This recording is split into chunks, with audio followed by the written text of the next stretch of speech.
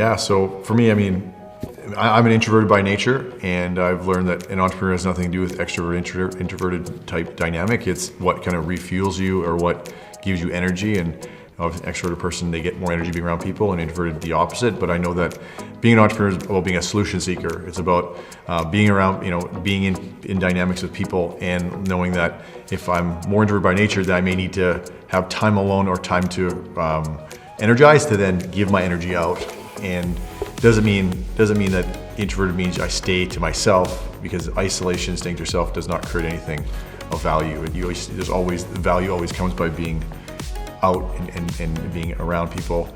But just knowing that if that's my natural bend doesn't mean that's the way I stay.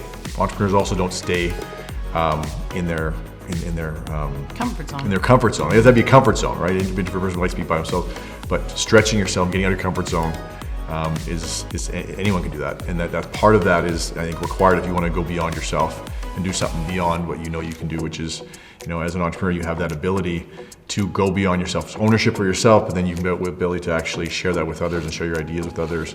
So you have to put yourself in positions to stretch yourself. So yeah, and I think extrovert, I probably would come across as more of an extrovert, and probably to a certain degree I would be, but I think we all go through seasons where we just need time to ourselves, or we want to be refueled by people. And I think, what you said was great. I think the biggest thing is the world can sometimes be like, well, if that's just the way you are, you do you, then it's like, okay, well then as an extrovert, you most likely have to pay attention to listening, and that probably is harder for you, and maybe having more forethought to things so you can learn from introverts, instead of thinking, what's wrong with them?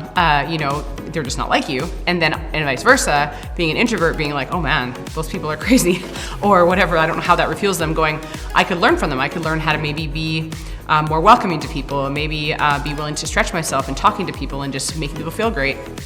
And I think sometimes we live in a world that is focusing more on relating versus elevating. And so I think you can play off your strengths and work in them, but also stretch yourselves and learn from people who are the opposite of you. And I think that's what we've tried our best to do that, because when you have kids of different personalities as well, you see that and you want them to stretch themselves. And so, that's just what we've learned.